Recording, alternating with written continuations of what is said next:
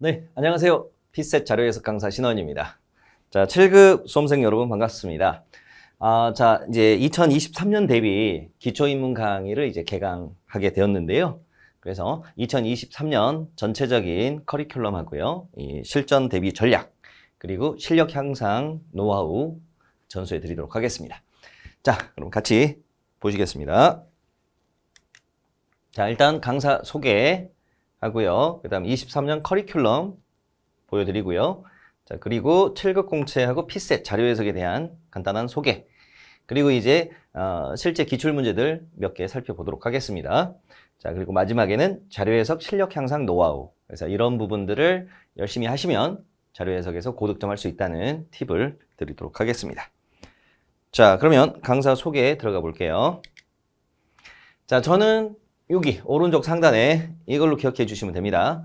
자료 해석의 신, 자료 해석의 허니. 그래서 신, 헌. 그래서 자료 해석의 꿀이다. 이렇게 기억해 주시면 되겠고요. 제가 2004년부터 피셋 자료 해석 강의를 했었습니다. 그래서 이제 시조세라고도 하죠. 피셋계의 시조세다.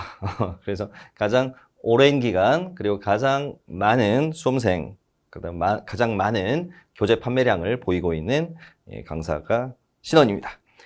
자, 간단한 또 이력 소개해드리면요. 일단 공단기에서 7급 피셋 강의를 하고 있고요.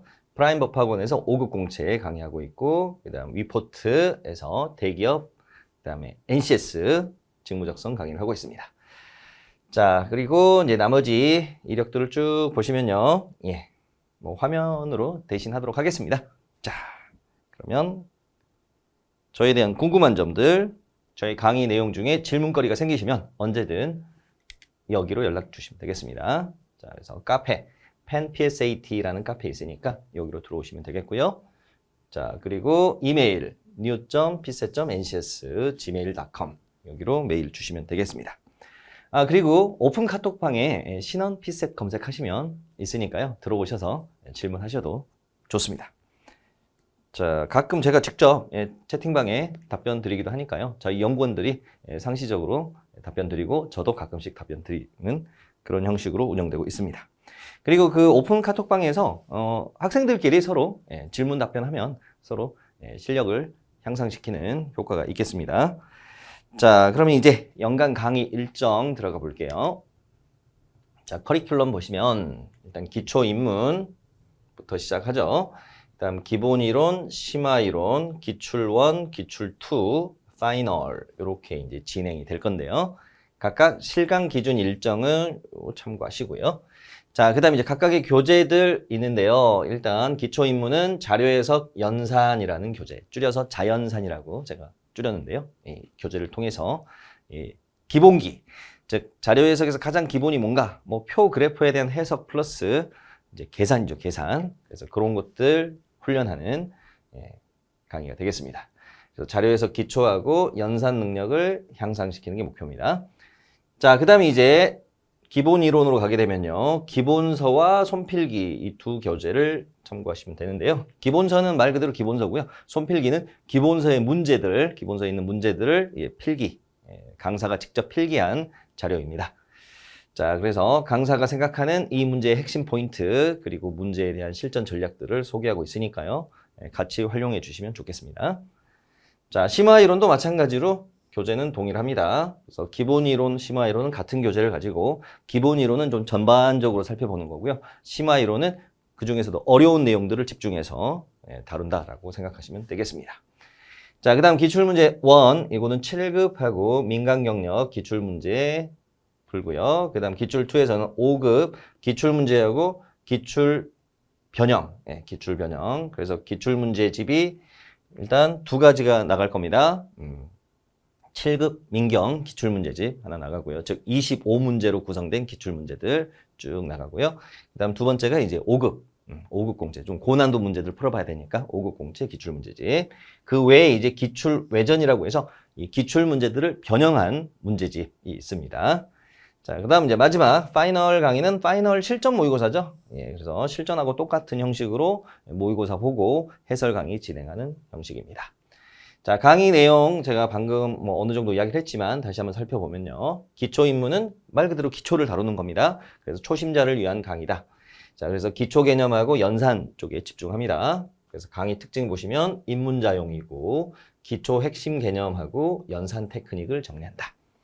자, 그 다음 기본 이론은요. 자, 자료 해석 이론 문제의 전반적인 학습입니다. 그래서 쭉 훑어보는 거예요. 그래서 이 모든 강의들 중에서 가장 그래도 뭐 대표적인 강의가 뭐 기본 이론 강의라고 보시면 됩니다. 그래서 기본 이론을 통해서 전반적으로 살펴보는 강의다라고 보시면 되겠습니다. 그래서 자료 해석 기본 다지기. 자, 그래서 기본 이론 총정리 및 문제 풀이 실전 테크닉을 들어갑니다. 자, 그 다음에 이제 나는 고득점을 맞아야 되겠다. 그럼 이제 심화 이론으로 들어갑니다. 그래서 심화 이론 정리, 그 다음 문제도 좀 어려운 문제들, 심화 문제 풀어드리고요. 그래서 고득점을 위한 심화 단계다. 자, 그 다음 이제 기출 문제로 넘어가야 되겠죠. 이제 심화 이론까지 학습하셨으면 이제 역대 기출 문제들 쭉 정리하시는데, 자, 기출 문제 1은 7급하고 민경 기출 문제 풀이를 합니다. 그래서 문풀, 즉 문제풀이 1단계에 해당합니다. 자, 그 다음 기출문제 2에서는 역대 5급 기출하고 기출 변형 문제 들어갑니다. 그래서 5급 기출하고 기출 변형. 그래서 2단계. 자, 그 다음에 이제 마지막 이제 기출 문제를 다 다뤘으니까 이제 실전하고 똑같은 새로운 문제들로 풀어봐야 되겠죠. 그래서 공단기에서 실전 모의고사 진행하고요. 또는 뭐 저희 연구소, 신원연구소에서 엄선 문제들을 엄선해가지고 실전과 똑같은 형식으로 진행을 합니다. 최종 정리용 모의고사 해설 강의가 진행됩니다. 문풀 3단계. 자, 이렇게 이제 정규 커리큘럼이 구성되어 있고요. 그 외에 이제 테마 강의가 있는데요. 테마 강의는 상황에 따라 더 늘릴 수도 있고요. 줄일 수도 있는데 일단 지금 올라와 있는 테마 강의는 7급 피셋 자료 해석의 신 연산 특강에서 자연산. 자, 그래서 연산 특강 강의가 하나 올라와 있고요. 그다음 200문제로 완성하는 실전 모의고사. 그래서 200문제 실전 모의고사. 자, 그 총 8회로 구성된 모의고사 문제에 대한 강의가 있습니다. 자, 그 외에 이제 뭐 전년도 대비 정규 커리큘럼 강의들도 현재 업로드 되어 있으니까요. 그것들도 필요하시면 참고하시면 되겠고요. 특히 이제 21년 대비 기초입문 강의, 그거는 뭐 짧게 구성되어 있습니다. 총 6강으로 구성되어 있는데, 그게 지금 오픈 강의로 진행되고 있으니까요. 핵심 개념들 잡는데 굉장히 도움이 되는 강의니까요. 이 강의와 함께 수강해 주시면 큰 도움이 될 것입니다. 자, 그러면 이제 7급 공채 시험에 대한 안내 진행해 보도록 할게요. 자, 7급 공채는 1차 시험, 2차 시험, 3차 시험으로 진행되고요. 일단 한능검, 그다음 영어 능력 통과한 사람을 대상으로 1차 피셋에서 10배수 이내에 선발을 하죠. 뭐 과목은 언어 논리, 자료 해석, 상황 판단 3과목이고 영역별로 25문제 60분. 자, 그럼 여기서 이제 자료 해석 퀴즈 하나 내볼게요. 여러분 보는 숫자들은 모두 자료 해석으로 연결시켜 주시면 됩니다. 자, 그러면 문제당 주어지는 시간 평균 얼마입니까? 자, 그러면 25문제 60분. 이거 이제 계산해야 되겠죠? 자, 그러면 분모가 25잖아요. 그러면 곱하기 4를 하면 100이 되겠죠? 그럼 분자에도 곱하기 4를 하세요. 그럼 240. 그러면 2.4라는 이야기네. 소수점 2개만 앞으로 옮겨주시면. 자, 그러면 2.4분이니까 이거는 2분 하고, 자, 6, 4, 24니까 24초. 2분 24초. 뭐 줄여서 쓰면 이렇게 표시하게 되겠습니다. 자, 그래서 문제당 평균 2분 24초가 주어진다. 이걸 잡아놓고요.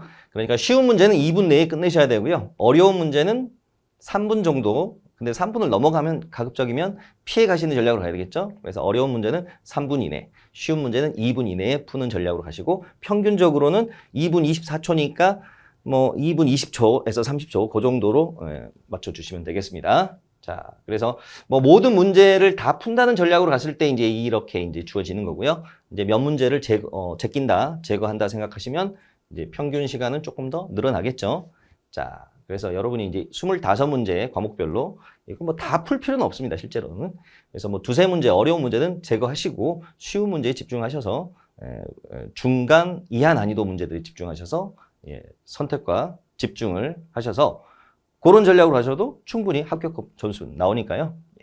모든 문제를 다 풀려고 하다 보면 이 폭탄 문제들이 걸리게 돼 있어요. 그래서 시간을 아주 많이 잡아먹는 문제들이 있으니까 그런 문제들에 대해서 이제 수업을 통해서 이제 대비를 하셔야 됩니다. 아, 이런 문제는 실전에서 피해야 되는구나. 자, 그런 전략들 앞으로 상세하게 설명해 드리도록 하겠습니다. 그리고 일반적인 문제들에 대해서 최대한 빠르고 정확하게 답을 찾아내는 훈련도 시켜드리니까요. 수업을 잘 따라오시면 되겠습니다. 자, 그러면 이제 2차 시험은 전문 과목, 과목별로 4과목이 있는데 25문제씩, 그래서 총 100문제, 시간은 100분 주어지죠. 자, 3차는 면접이다. 뭐 그 정도 정리하시면 되겠고요. 자, 그러면 이제 통계 한번 보고 가겠습니다. 자, 1차 시험의 합격선 21년도인데요. 여기 보시면 일행 기준으로 70.33이었어요. 예. 자, 그런데 이제 22년도 합격선은 아직 발표가 안 됐습니다. 안 된 상황인데 곧 발표가 될 텐데 예상으로는 70점대 중반 그 이상, 그래서 중반 이상, 그래서 상대적으로 커트라인이 올라갈 거다. 21년에 비해서 22년이 그렇게 예상하고 있는데요. 아직 확실하게 발표된 건 아니니까 그 통계가 나오면 그거까지 포함해서 새롭게 또 말씀드리도록 하겠습니다. 자, 그러면 그 정도 참고하시고요. 나머지는 여러분 슬라이드 참고하시면 되겠고요. 넘어가겠습니다. 자, 이제 PSAT에 대한 소개 간단하게 할게요. 자, PSAT, Public Service Aptitude Test, Public Service, 공직, Aptitude, 적성, 테스트, 검사, 시험. 그래서 PSAT는 공직 적성 평가. 자, 그래서 문제 해결의 잠재력을 가진 사람을 공직에서 필요로 하니까 문제 해결 능력을 보겠다는 거죠, 핵심이. 그러니까 암기된 지식의 양을 측정하는 시험이 아니라는 거예요. 많이 외운다고 그래서 잘 보는 시험은 아니다.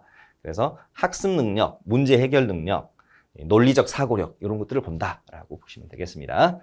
자, 그렇게 해서 이제 연역은 2004년 외무고시부터 시작해서 2005년 행정고시, 2021년 7급 공채. 지금은 행정고시라는 말을 이제 5급 공채라고 하고 있죠. 자, 그렇게 해서 점점 외연이 확대되고 있습니다.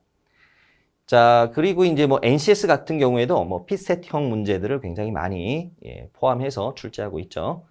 자, 그리고 영역별로 살펴보도록 하겠습니다. 자, 3가지 영역이 있는데 언어 논리, 자료 해석, 상황 판단. 언어 논리는 말 그대로 언어하고 논리를 본다는 거예요. 그래서 언어 능력 플러스 논리력을 본다는 거고요. 그래서 쉽게 말하면 독해 능력에다가 논리적 사고력 본다. 자, 그 다음에 이제 자료 해석. 요거는 자료를 해석하는 능력을 보는 거죠. 근데 그 자료가 수치 기반 자료라고 보시면 됩니다. 그래서 표나 그래프에 대한 이해, 그 다음 처리, 그 다음 계산, 그 다음 분석, 정보 추출. 그래서 수치 기반 데이터를 가지고 테스트를 한다. 그래서 표 그래프에 대한 해석 능력도 중요하고요. 그 다음에 빠른 계산 능력, 정확하고 빠른 계산 능력도 중요합니다. 자, 그 다음에 이제 상황 판단, 상황을 판단한다. 그럼 어떤 상황이냐?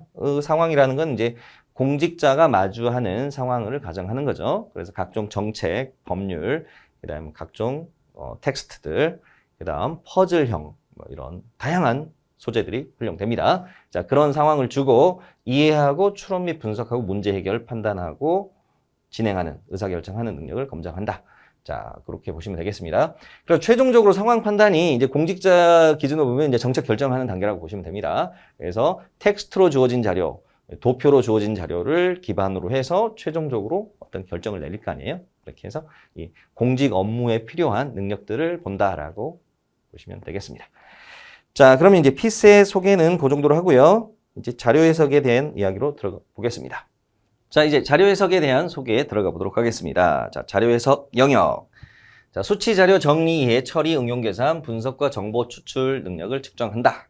자, 일반적 학습 능력에 속하는 것으로 수치, 도표, 그림. 자, 소재는 체크해 볼게요. 수치, 도표, 그림으로 되어 있는 것들을, 자, 그러한 자료를 정리할 수 있는 기초 통계 능력. 기초 통계 능력 하면 떠오르는 게 평균 계산하고 중앙값 찾고, 그다음 도수 분포표 그리고, 그다음 표준 편차 계산하고 그런 것들 생각하시면 돼요. 그것에 기반이 되는 건 일단 사칙 연산부터 시작하겠죠. 덧셈, 뺄셈, 곱셈, 나눗셈부터 하는 것부터 시작합니다. 그래서 수처리 능력, 숫자를 다루는 능력들, 그다음 수학적 추리력, 어떤 공식에 대입해 가지고 결과를 도출하는 것들 포함합니다. 자, 그래서 업무 수행의 필수적인 능력이다 정도 체크해 주시면 되겠습니다.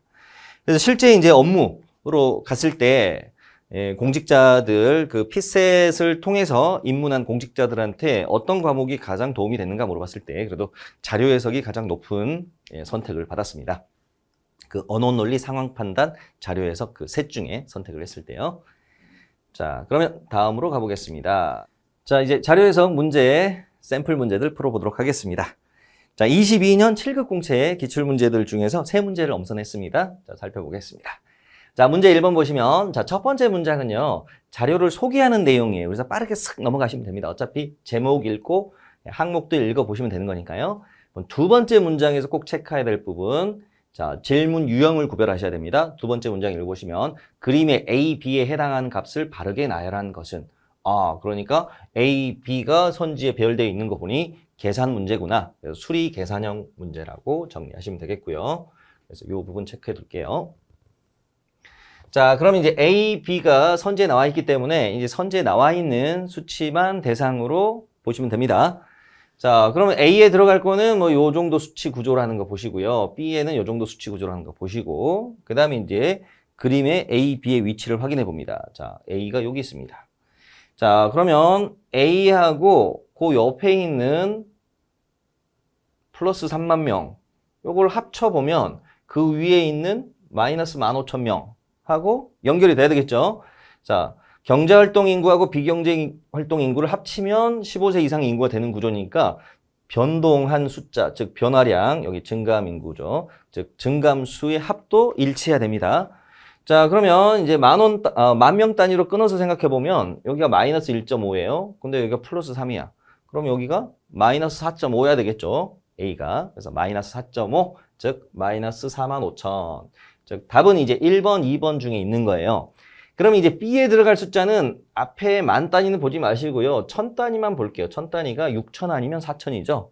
그것만 확인해 보시면 되겠습니다. 자, 그럼 이제 B에 들어갈 숫자는 여긴데, 자, 그 위에 경제활동 인구가 취업자하고 실업자의 합이잖아요. 그럼 경제활동 인구의 1000 단위를 보니까 7,000명입니다. 실업자의 1000 단위를 보니까 1000명이에요. 그럼 여기가 6,000명, B가 6,000명이 돼야 되겠죠. 그래서 B가 6,000이 들어가주면 답이 됩니다. 따라서 1번으로 확정이 되죠. 자, 이게 이제 1번 문제였어요. 22년 7급 1번 문제였으니까 이 문제 같은 경우는 정말 2분 이내에 끊고 가야 되는 거죠. 충분히 2분 이내에 끊고 갈 수가 있어요. 그래서 계산량을 선지를 보고 어느 정도까지 해야 되는지를 판단하고 가셔야 됩니다. 그래서 특히 B 같은 경우는 뭐 이 만 단위는 계산할 필요 없었고 1000 단위만 봐도 A에서 1, 2번으로 확정해놨기 때문에 쉽게 답이 나왔습니다. 자, 그러면 다음 문제 가볼게요. 8번 문제 보겠습니다.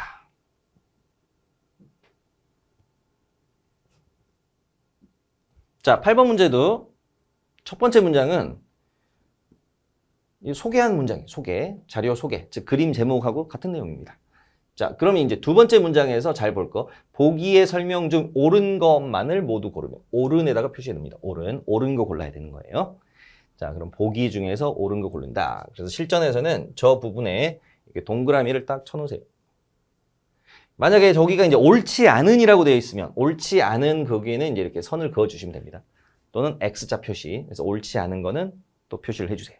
그래서 옳은 거, 옳지 않은 걸 구별해 줍니다. 그러면 이제 옳은 거, 옳지 않은 거 묻는 게 일반형 문제라고 합니다. 일반형 문제. 그러니까 일반적으로 가장 많이 보이는 문제 유형이에요. 표 그래프에 대한 해석 문제다.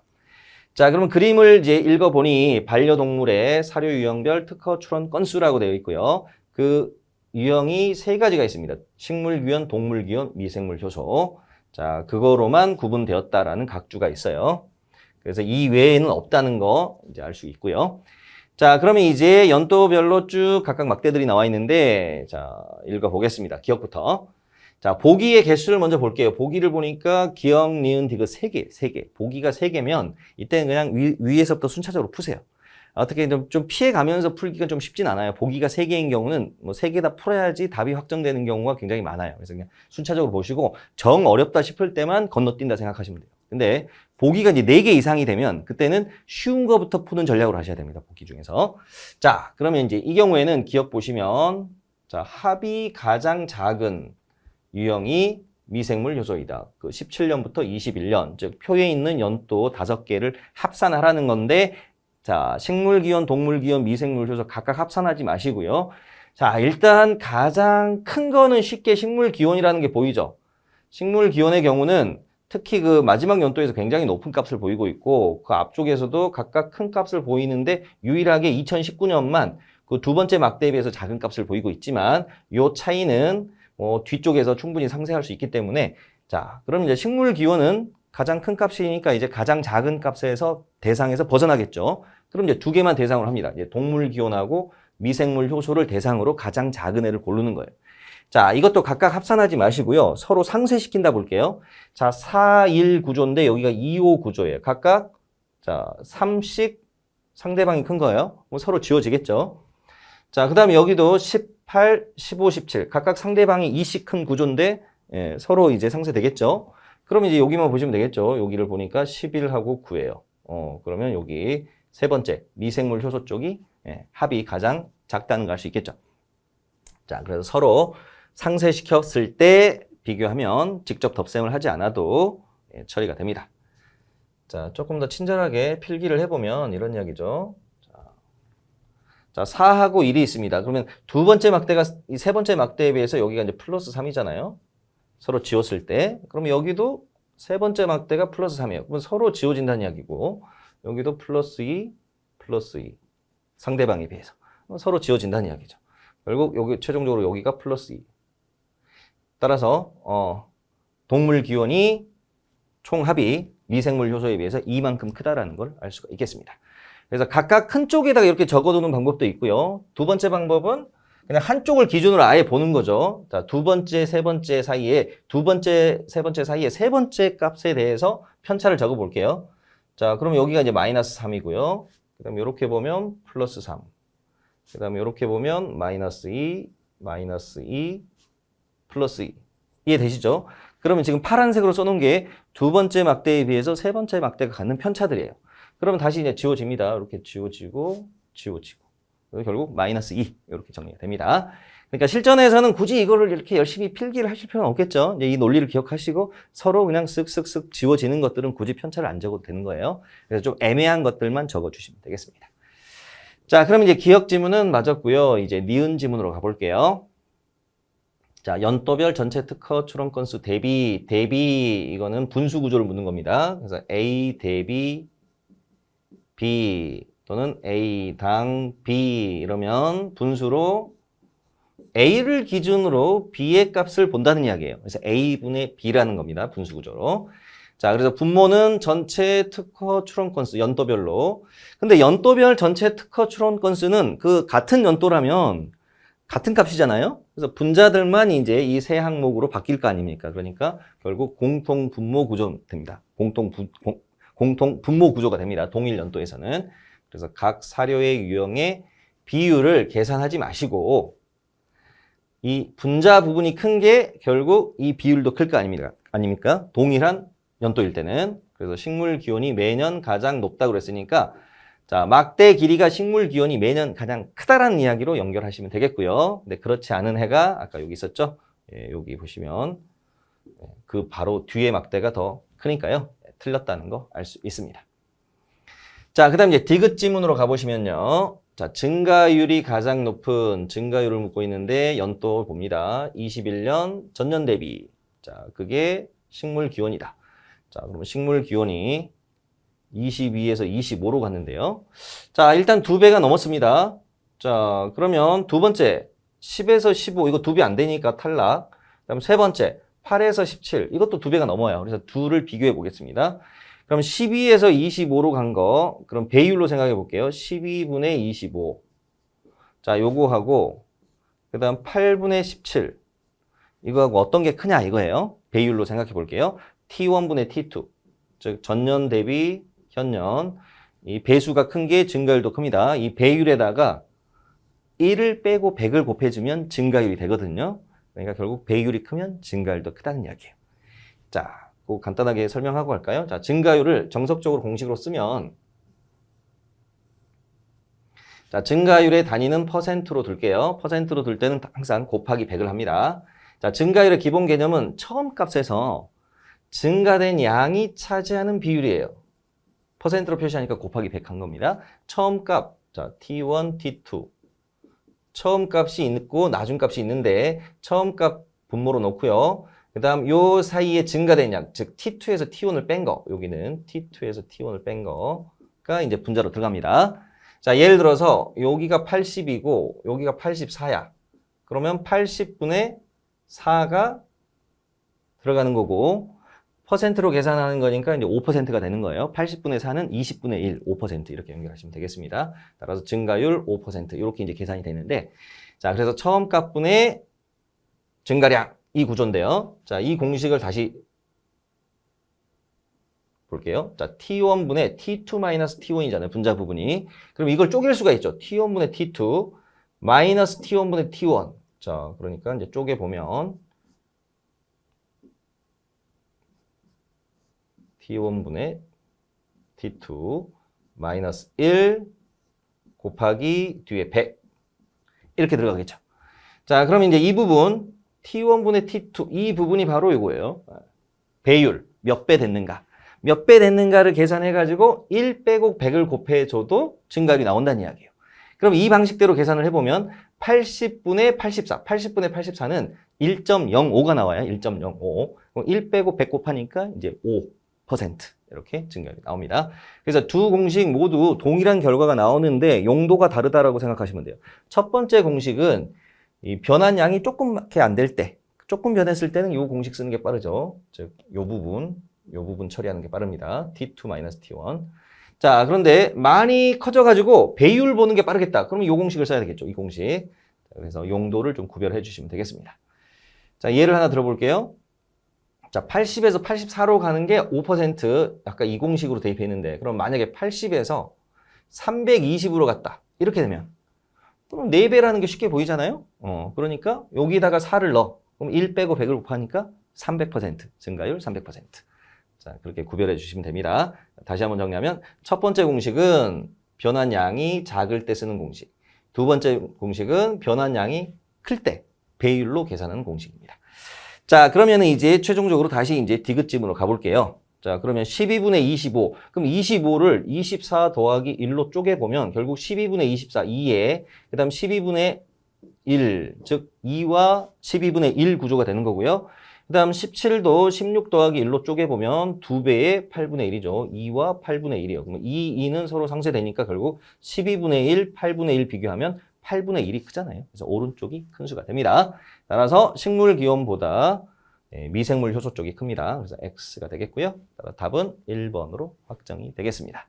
자, 제가 지금 공식을 설명하고 개념을 설명하다 보니까 이 문제 풀이가 길어졌는데 실제로 이 문제는 그렇게 어려운 문제는 아니었어요. 그렇게 해서 딱딱딱 풀어주시면 됩니다. 자, 그럼 이제 기본적인 개념들, 증가율 개념 확실하게 잡고 가시면 되겠고요. 다음 문제 가보겠습니다. 자, 다음 문제는 좀 자료가 많아요. 자료 양이 긴데. 자, 보고서 A씨에 해당하는 내용을 바르게 나열한 것은 자, 2019년, 20년에 지역별 전체 주택 및 빈집 현황이라고 되어 있는데요. 자, 전체 주택, 빈집 비율. 근데 빈집 비율의 공식 구조를 보면 전체 주택에서 빈집이 차지하는 비율입니다. 자, 근데 뭐 요걸 주지 않아도 뭐 숫자 보니까 뭐 그렇게 되겠구나라는 걸 쉽게 잡아낼 수 있습니다. 전체 주택에서 빈집이 차지하는 비율, 빈집 비율. 자, 제가 선을 이렇게 넣은 이유는 앞쪽이 분모고 뒤쪽이 분자라는 이야기예요. 예, 선을 이렇게 넣은 거는 만약에 선을 제가 이렇게 넣었다면 뒤쪽이 분모, 앞쪽이 분자라는 이야기입니다. 여기가 모, 여기가 자. 근데 만약에 선을 이렇게 넣었다 그러면 여기가 모, 여기가 자. 이거를 이제 표에다 표시하는 테크닉인 거고요. 또는 화살표로 표시할 수도 있어요. 분모에서 분자 쪽으로 이렇게 화살표 이렇게 해가지고 계산된 거다. 그러니까 분모에서 분자 쪽으로 화살표 이런 식으로. 예, 그래서 본인의 표시 방법을 갖고 있어야 됩니다. 그래서 표에다가 분수 구조를 표시하는, 적용하는 방법을 제가 힌트를 드린 겁니다. 꼭 저처럼 하라는 이야기는 아닌데 저렇게 하는 게 그래도 좋다라는 거예요. 자, 그럼 이제 분자 분모를 반대로 읽는 실수를 안 하려면 이제 이런 거를 표시해 주는 게 좋고요. 물론 이 자료에서는 전체 주택, 빈집, 전체 주택, 이게 당연히 분모라는 개념이 딱 잡히긴 한데 그 개념이 잘 안 잡히는 구조들도 있잖아요. 예, 예를 들어서 뭐 A 대비 B 이렇게 말했어요. 뭐 A가 있고 B가 있는데 어느 게 분자 분모인지 그냥 A, B만 봐서는 잘 모를 거 아닙니까? 표에서는. 그래서 A 대비 B니까 A가 분모, B가 분자. 네, 그렇게 잡아내시면 되겠고요. 그래서 아까 제가 A 대비 B, A당 B 이야기할 때 이게 다 분수로 분모가 A, 분자가 B라고 그랬잖아요. 그럼 이것도 이렇게 표시할 수 있습니다. 대비에다가 선을, 당에다가 선을 이렇게 넣으면 앞쪽이 분모, 뒤쪽이 분자라는 이야기고 또는 화살표로 이렇게 표시하시면 됩니다. 앞쪽이 분모, 뒤쪽이 분자. 자, 그러면 이제 문제로 들어가 볼게요. 자, 그렇게 돼 있는데 일단 지역이 쭉 많고요. 그 다음에 이제 전국이 제일 하단에 있습니다. 체크해 주시고. 그 다음 지역을 읽는 테크닉 알려드릴게요. 일단 서울이 제일 먼저 등장합니다. 1특. 그 다음 광역시가 6개 등장해요. 6광이라고 줄일게요. 그 다음 또 1특. 그 1특은 세종특별자치시. 위에 1특은 특별시, 서울특별시. 아래 1특은 세종특별자치시. 자, 그 다음에 이제 도가 9개가 나옵니다. 구도. 그래서 이거 좀 기억을 해주세요. 1특 6강, 1특 구도. 이 구조로 전국이 배열되어 있다. 자, 그러면 이제 구도 중에서는 경기도가 제일 먼저 나오고요. 제주도가 제일 밑에 나옵니다. 뭐 그 정도 기억해 주시고요. 자, 그러면 이제 문제로 들어가 보는데, 자, 순차적으로 A부터 채우지 마시고요. 가장 쉬운 것부터 채우는 전략으로 하세요. 그래서 선지를 한번 쓱 봅니다. 그래서 A 같은 경우는 좀 귀찮죠. A 같은 경우는 빈집수가 전년 대비 증가한 지역이 몇 개냐 이거예요. 그러면 모든 지역을 다 봐야 될 거 아니에요. 17개 지역을 대상으로 싹 봐야 돼. 귀찮아요. 그래서 일단 A는 패스. 뭐 5개 아니면 6개지만 일단 패스하시고요. 그러면 이제 B도 일단 패스하세요. B도 가장 큰 폭으로 증가한 지역 이걸 묻고 있는데 그것도 일단 B가 이제 광주, 전라북도, 전라남도, 광주, 전라북도 두 가지밖에 없네요. 광주하고 전라북도 둘만 대상으로 해도 되긴 하지만 C를 먼저 공략하고 B로 가는 전략으로 할게요. 물론 B를 공략하고 C로 가셔도 상관없는데 C가 일단 여기 마음이 편하네요. 감소 증가, 감소 증가 뭐 이렇게 증감만 따져보면 됩니다. 자, 그러면 C를 먼저 보겠습니다. 자. 빈집 비율이 가장 높은 지역, 가장 낮은 빈집 비율 차이. 19년에 비해 20년이 뭐뭐하였다. 자, 그러면 빈집 비율에서 가장 작은 값은 제일 위에 있고요. 가장 큰 값은 중간 아래쯤에 있는데 이렇게 되어 있습니다. 자, 그럼 빈집 비율에서 가장 작은 값은 그대로 같은 값을 보이고 있습니다. 그럼 큰 값이 위에서 내려왔죠. 내려왔으니까 그 격차가 차이가 줄었다는 이야기예요. 큰 값이 내려왔으니까. 차이를 굳이 계산하지 마시고요. 차이를 계산하면 12.3에서 12로 줄긴 했는데 그걸 계산하지 마시고 시각적으로 보면 큰 값이 이렇게 내려올 때 작은 값은 밑에서 유지가 되고 있다는 이야기잖아요. 예, 이렇게 해서 찾아주시면 되겠습니다. 자, 그래서 그 거리는 요 차이는 줄어들었다. 시각적 느낌으로. 자, 그러면 이제 감소 2개네요. 그러면 B로 이제 갑니다. 자, B에 해당하는 건 이제 광주 아니면 전북이죠. 광주, 전북만 대상으로 계산해 보겠습니다.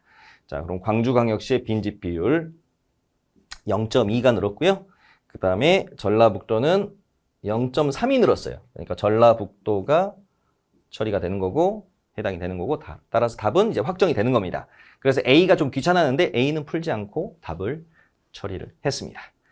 자, 그러면 이제 이런 식으로 이제 문제를 접근하시면 상대적으로 시간을 세이브할 수 있다는 거예요. 시키는 대로 위에서부터 모범생 스타일로 순차적으로 풀지 마시고 어느 부분의 공략이 쉬울까라는 거 보는 거예요.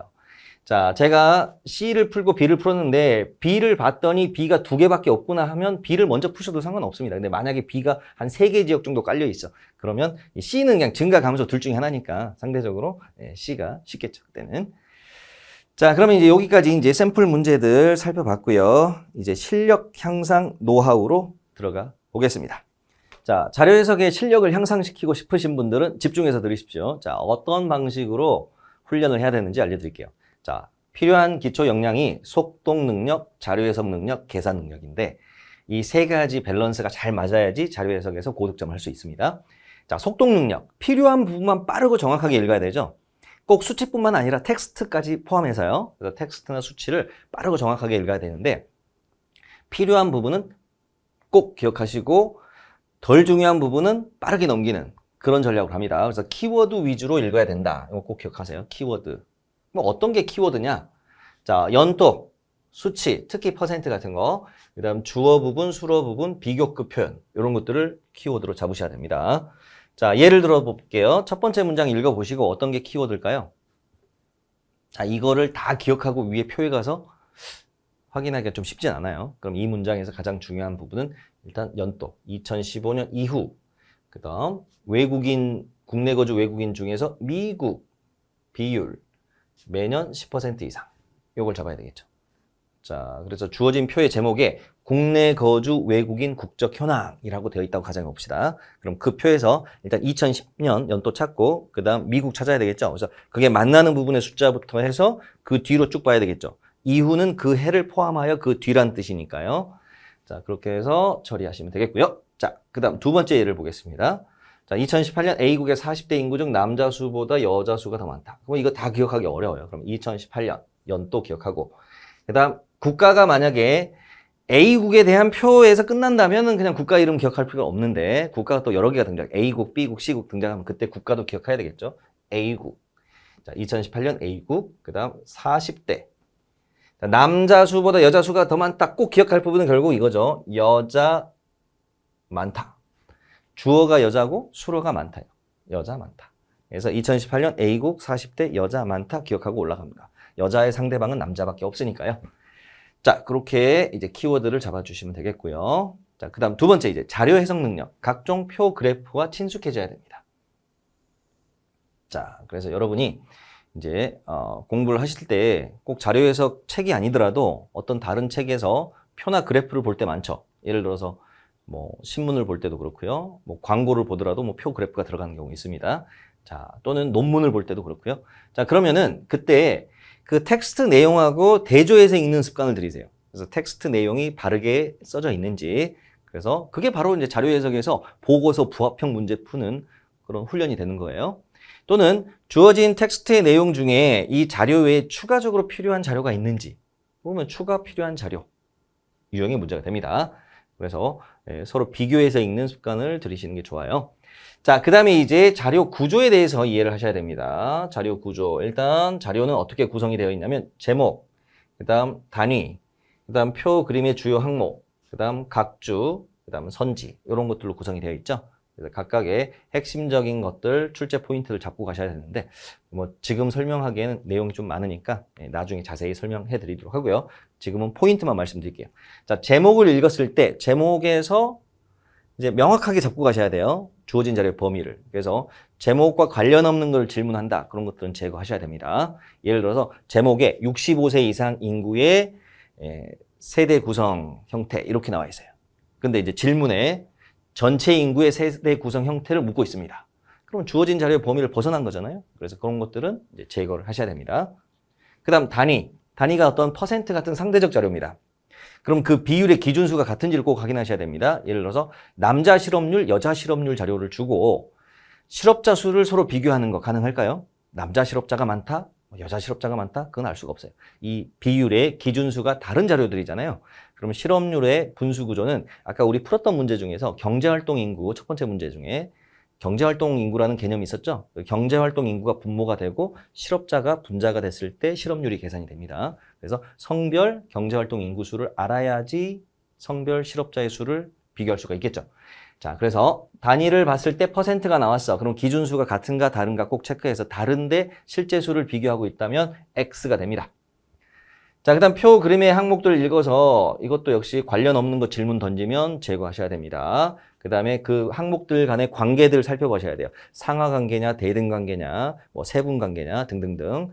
그래서 그런 것들을 따져보셔야 되고. 그 다음에 이제 각주가 나오면 이 각주가 꼭 필요한 각주인지 그냥 참고용 각주인지를 꼭 보셔야 됩니다. 그래서 꼭 필요한 각주 같은 경우는 이제 계산식을 만들어 놓거나 즉 공식, 그다음 구체적인 수치들을 알려주는 경우 꼭 체크하셔야 되고요. 그 외의 각주들은 이제 경우에 따라서 필요할 수도 있지만 그냥 참고용으로 써놓는 경우들이 있어요. 그래서 그런 경우에는 그냥 가볍게 넘기시면 됩니다. 자, 그다음 선지를 읽으실 때는 자, 선지 유형별 접근법 들어가는데 읽기형, 계산형, 추론형으로 크게 분류를 할게요. 자, 그래서 읽기형 지문이 제일 쉽죠. 그냥 쭉 읽어주면 되니까. 예를 들어서 중국 인구가 매년 증가한다. 주어진 자료에 중국 인구 나와 있으면 쭉 읽어주면 됩니다. 그래서 그런 것들 쉬운 거고요. 그 다음 계산형 같은 경우는 중국의 인구를 주고 1인당 GDP를 주고요. 중국의 총 GDP를 물어보면 그때는 인구 곱하기 1인당 GDP 계산해주면 곱해주면 이제 GDP가 나오죠. 그래서 그런 식으로 이제 계산을 시키는 경우. 자, 그 다음에 이제 추론형 같은 경우는 어떤 변수와 어떤 변수의 관련성, 뭐 서로 같은 방향으로 움직인다, 뭐 반대 방향으로 움직인다, 간단하게 확인할 수 있는 것부터 시작해서 어떤 인과관계까지 추론하는 그런 문장들이 등장합니다. 자, 그 다음에 이제 계산 많은 선지는 일단 패스하자. 이런 전략으로 가셔야 되겠죠. 그래서 시간 많이 걸리는 것들은 패스하는 전략으로 가십시오. 자, 그 다음에 이제 계산 능력. 평소에 계산기 없이 계산하는 습관을 들여라. 그래서 물건값을 계산할 때 자, 락커키를 봤을 때, 자동차 번호판을 봤을 때 계산하는 훈련을 해주시는 게 좋습니다. 자, 여러분 뭐 편의점에 갔다. 편의점에 갔는데 물건을 한 3개 정도 샀어요. 그럼 대략 이게 얼마 정도 금액이 나오는지 꼭 계산하는 습관을 하시고요. 그 다음에 이제 가상의 할인 카드 같은 거를 생각해 보는 거예요. 내가 할인 카드가 있었다면 여기서 10%를 할인 받는다면 또는 5%를 할인 받는다면 이런 식으로 시나리오를 짜보는 거예요. 그렇게 해서 계산하는 게 실제 이제 자료에서 문제가 되는 겁니다. 그 다음에 락커키를 받았어요. 예를 들어서 뭐 265 이런 걸 받았습니다. 락커키를. 자, 그러면 그냥 락커까지 가면서 아무 생각 없이 가지 마시고 26 곱하기 5를 해보고요. 또는 2 곱하기 65를 해보는 거예요. 각각 130이 나오죠. 그래서 이런 식으로 곱셈하는 훈련을 하는 거죠. 그래서 숫자를 보면 버리지 말고 계산하는 훈련을 하시고요. 자, 자동차 번호판을 봤습니다. 예를 들어서 뭐 2345 이런 번호판을 봤어요. 그러면 23 곱하기 45 곱셈은 좀 힘드니까 뭐 덧셈 정도 해보는 습관을 들이시면 됩니다. 그래서 68 이런 거 계산해보는 습관. 또는 이제 45 마이너스 23 해가지고 22 이런 거 계산해보는 뺄셈. 덧셈, 뺄셈 훈련하는 습관을 들일 수 있어요. 그래서 평소에 보는 숫자들을 모두 나의 자료에서 공부의 소재로 삼는 그런 습관을 들이면 가장 좋겠다. 근데 사람이 그렇게 살다 보면 좀 피곤하긴 하죠. 합격할 때까지만 하시면 되죠. 자, 그 다음에 이제 계산 능력에서 두 번째, 계산은 최소화해야 됩니다. 최소. 필요한 부분만 계산하셔야 돼요. 그래서 분수 비교, 곱셈 비교 테크닉을 써가지고 계산을 확 줄이셔야 됩니다. 그래서 요걸 이제 제가 기초 강의부터 기본 강의까지 계속 반복적으로 훈련을 시켜 드릴 겁니다. 그래서 계속 따라오시면 처음에는 좀 느리고 그랬던 것들이 이제 빨라질 겁니다. 자, 그럼 이제 자료에서 문제 푸는 게 어느 순간 재밌어져요. 자, 그 다음 필요한 계산은 정확하게 하자. 필요한 거는 또 정확하게 해야 되겠죠. 대충 계산하시면 안 됩니다. 그러니까 필요 없는 계산은 최소화해서 덜어내야 되지만 꼭 필요한 계산은 정확하게 해야 된다. 그렇게 잡으셔야 되겠습니다. 그래서 사치 연산 빠르게 하는 거, 그다음 비율 계산, 증감률 계산 정확히 하는 것들 훈련시켜 드리겠습니다. 자, 그럼 이제 다음 슬라이드로 가볼게요. 자, 실력 향상 노하우 이제 실전 대비 꾸준하게 해야 되는 것들 보겠습니다. 자, 출제자 입장에서 서보기. 자, 어떤 자료를 보면 내가 출제자라고 생각하고 질문 포인트를 만들어 보는 거예요. 그러면 예를 들어서 인구가 있고 GDP가 있다. 표를 보니까. 그래가지고 국가 뭐 A, B, C, D, E 있고 그 다음에 얘들의 합계 이렇게 나와 있어요. 그래서 이제 이런 표가 있다고 가정해 봅시다. 자, 그러면은 이 표를 가지고 질문이 여러 개가 만들어지겠죠. 자, 일단 특정 변수 내에서 인구 안에서 이제 A, B, C, D의 대소관계, 뭐 대소관계, 어디가 가장 크고 어디가 가장 작고 이런 거 물어볼 수 있겠죠. 간단히 읽어주는 거. 뭐 GDP도 마찬가지겠죠. GDP가 어디가 제일 많고 어디가 제일 적고. 그다음 간단한 대소관계에서 그다음 이제 배수 구조도 물어볼 수 있겠죠. A국의 인구는 B국의 인구의 2배 이상이다. 뭐 이런 식으로 배수 구조 물어봅니다. 자, 그 다음에 이제 비율 물어볼 수 있겠죠. 비율. 자, 전체 합계가 있으니까 5개국 합계에서 A국의 비율은 20% 이상이다. 이런 이제 질문이 가능하다는 거죠. 그래서 일단 하나의 변수를 가지고 이런 것들을 물어볼 수가 있어요. 그 다음에 조금 심화하면 이제 두 변수 간의 관계를 물어볼 수 있겠죠. 이렇게 관계, 두 변수의 관계를 물어봅니다. 그래가지고 자, 인구가 많을수록 GDP도 많다든지, 뭐, 인구가 세 번째로 많은 나라가 GDP는 두 번째로 많다든지, 뭐, 이런 식으로 이제 연결해서 물어보고요. 그 다음에 이제 분수식을 물어볼 수가 있겠죠. 분수식, 계산. 즉, 1인당 GDP. 1인당 GDP. 그러면 계산식에서 인구분의 GDP. 인구가 분모, GDP가 분자가 되겠죠. 이렇게 해서 1인당 GDP. 이렇게 물어봅니다. 당에다가 선 넣는 거 1인당 GDP. 자, 그렇게 이제 분수 계산도 물어볼 수가 있습니다. 그래서 다양하게 물어볼 수가 있겠죠. 그래서 여러분이 이제 어떤 표를 보면 질문 포인트를 생각해 보는 거예요. 근데 내가 포인트가 생각이 별로 안 난다. 그러면 내가 아직 실력을 많이 갖추지 못한 상태라는 걸 자각하시고 더 열심히 공부하셔야 됩니다. 그래서 문제거리가 많이 보일수록, 질문거리가 많이 보일수록 실력이 향상된 거라는 척도가 되겠습니다. 자, 그래서 스스로 질문 만들어 보기. 자, 그 다음 두 번째, 스스로 설명해 보기. 자, 기출문제를 풀고 그냥 딱 던져버리지 마시고요. 이거를 내가 친구한테 설명한다는 생각으로 설명해보는 습관을 들이셔야 돼요. 그러면 설명을 하는데 딱 막히는 부분이 있을 거 아니에요. 그 부분을 다시 공부를 하셔야 되는 거예요. 예를 들어서 이게 가중평균으로 풀어야 되는 건데 가중평균의 공식이 뭐였지? 아, 이제 여기서 막혔다. 그러면 이제 찾아봐야 되겠죠? 그래서 이론 공부, 그래서 본인의 점검을 할 수 있는 좋은 기회가 됩니다. 그 다음에 이제 스스로 설명해보면은 어설프게 어렴풋하게 알았던 것들을 명확하게 정리하는 시간이 됩니다. 자, 그래서 스스로 설명해 보다 보면 자기의 실력을 공고히 다질 수가 있다는 거죠. 자, 그래서 문제 접근 방법이나 핵심 포인트를 정리할 수 있습니다. 통해서.